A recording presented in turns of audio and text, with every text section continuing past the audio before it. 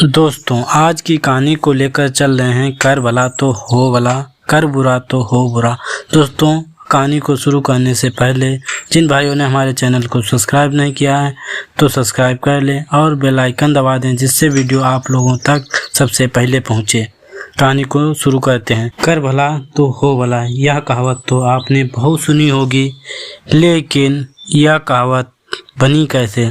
आज हम आपको इसकी कुछ कहानी सुनाएंगे। प्राचीन समय की बात है। सुंदर नगर में सुकृत नाम एक राजा राज्य करता था। राजा सुकृत बड़ा ही दयालु, सेवाभावी और धर्मपरायण था, किंतु सुंदर नगर की सुंदरता पर मोहित होकर आए दिन पड़ोसी राज्य आक्रमण किया करते थे।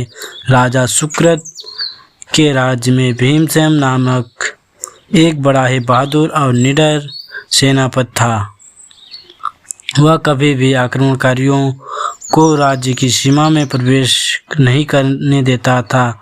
सेना राज्य के प्रति वफादार तो था, लेकिन एक बार एक युद्ध में जीत उन्हें बहुत महंगी पड़ी। उसमें सेनापति भीमसेन बुरी तरह से घायल हो गया और साथ ही बहुत सारे सैनिक मारे गए। इसी बीच भीमसेन का एक मित्र उससे मिलने आया।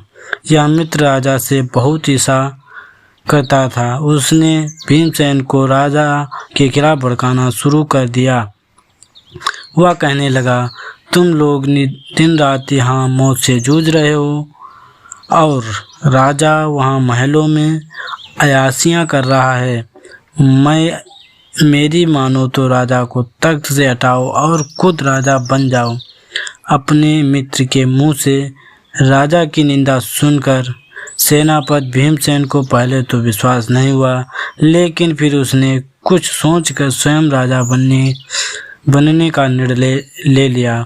उसने राज्य जाकर राजा सुकृत को सिंहासन से हटा दिया और स्वयं का राज्य अभिषेक करवा लिया। वह राजा सुकृत को पकड़कर बंदी गृह में डालना चाहता था, लेकिन अवसर देखकर सुकृत भेष बदलकर जंगलों में भाग गया। राजा भीमसेन ने सुकृत को पकड़ने के लिए 1 सहस्त्र स्वर्ण मुद्राओं के इनाम की घोषणा की। सैनिक लेकिन राज्य के अन्य व्यक्ति भी इनाम की आकांक्षा से सुकृत को खोजने लगे।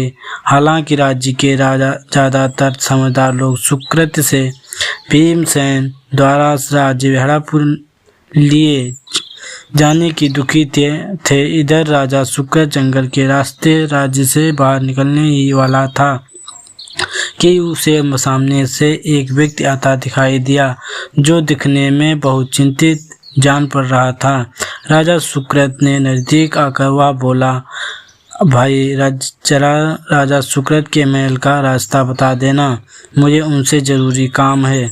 राजा बोला, सुकृत से क्या काम है? अजनबी बोला, मैं पास के गांव में रहता हूँ। मेरी पत्नी बहुत बीमार है। उसके इलाज के लिए मेरे पास पर्याप्त धन नहीं है।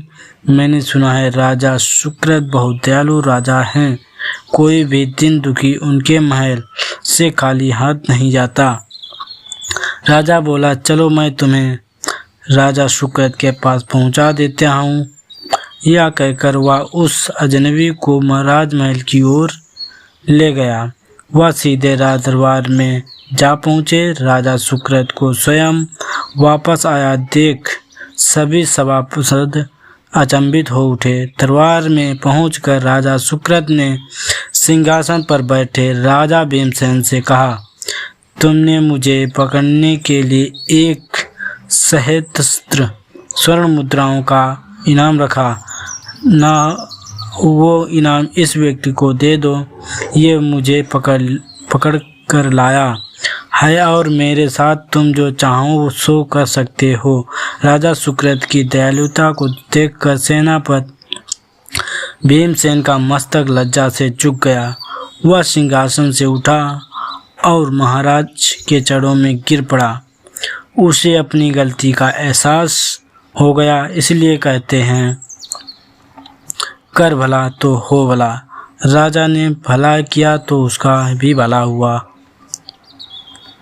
लेकिन क्या इसकी उल्टी कहावत हो सकती है? क्यों नहीं। कर बुरा तो हो बुरा, यह कहावत भी आज आपने सुन ली। अब इसकी कहानी भी सुन लीजिए। दोस्तों सुनिए, कर बुरा तो हो बुरा कहानी। एक बार की बात है, एक गांव में एक वैद्य जी रहते थे।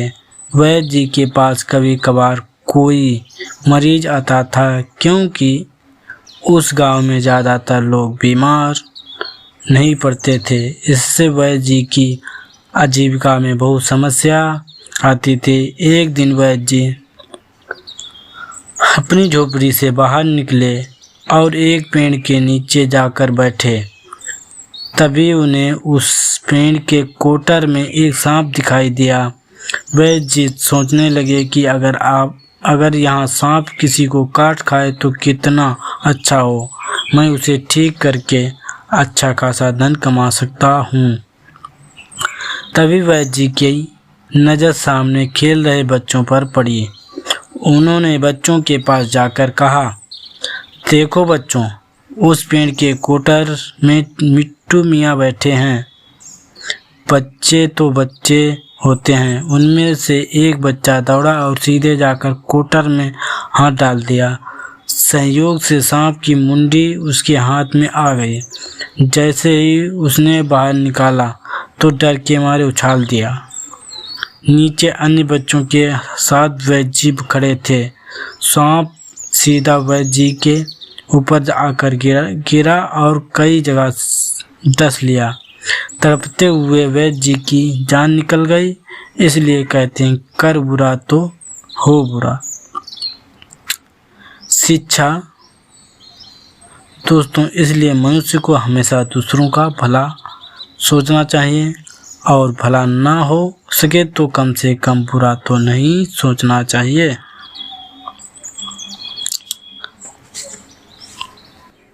दोस्तों, आज की कहानी कैसी लगी? अच्छी लगी हो तो लाइक कर दें और चैनल को सब्सक्राइब भी कर दें।